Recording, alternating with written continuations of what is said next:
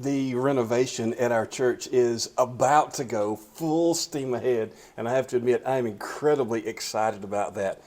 And as we are preparing for what's next here in this building, what's next for this generation of churchgoers who have loved this church and loved the outreach it's had in this community, and making this back into what they know it should be, I want to walk us through how we will continue to reach into the community, the homes of our community with our live stream.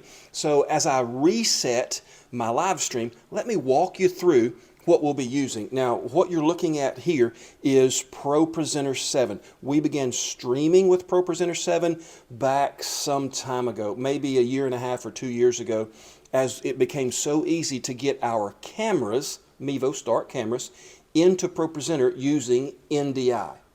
One of those cameras is Ethernet wired in. One of those cameras is wireless because it would just be a pain to try to run that cable from that direction. So one, it does not tax our wireless system too much. It works really, really well. It's very consistent. As we reset this system, I am going to take a third camera and I'm going to use a Sony Handycam with a video capture card into my iMac. And that's going to give me the ability to remotely mount, to mount way back here at the back of the auditorium in order to catch a view of the platform that's at the front of the auditorium. And what I'll get to do is just simply zoom to that instead of having to mount a camera that hangs from the ceiling that actually does obstruct the view for a lot of folks because you have to mount it on something that's pretty steady. So once I have my Sony Handycam mounted here at the back of the church, then I'll be able to set my view for my center view and still have my two side views from my Mevo Starts. It's going to give me a great bit of flexibility, and it's going to give me a much cleaner setup than what I had with the third center view Mevo Start hanging from the ceiling.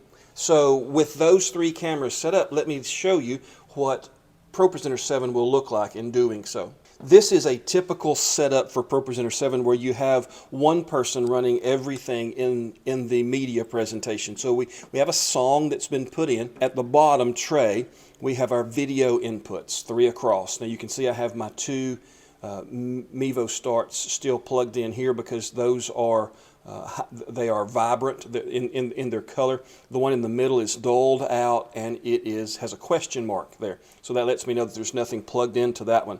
Now the two shots on either side are snapshots, so I'll know what that view would be if I were to look at it now. I'll look up here to the right to my monitor window and you can see that my entire platform has been ripped out front to back. There's nothing left. That's all the way down to the concrete. If I want to see what my other view is like, I would click there and see my monitor window up here at the top right.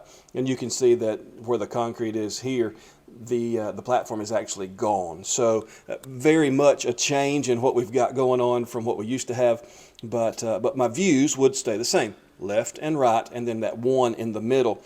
Now in order to set this up, as I said, you turn on NDI in the Mevo settings. So we simply open up the Mevo app, tap on the 3-dot ellipsis at the bottom right, tap on the gear wheel, and then on that page that pops up we have NDI mode. Make sure that toggle is on, and then we can get back out to the front screen. We'll see in the red Go Live button, now it says NDI. Once that has been done, and this Mevo camera is on the same network as the computer running ProPresenter 7, it can be found with ProPresenter. All I have to do is go into my preferences and set it up. Choose preferences and then inputs, and I can add a video or audio input from that screen. This video is a tutorial on how to do that. If you'd like to watch, click on over and see the process there. It's really fairly straightforward in ProPresenter 7, and it makes everything so much easier to have one person running all of your media.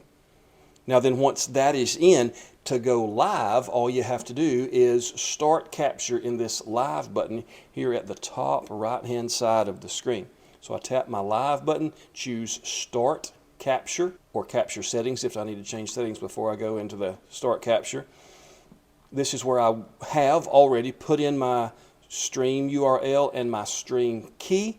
I've set my bit rate and I've set my destination as RTMP.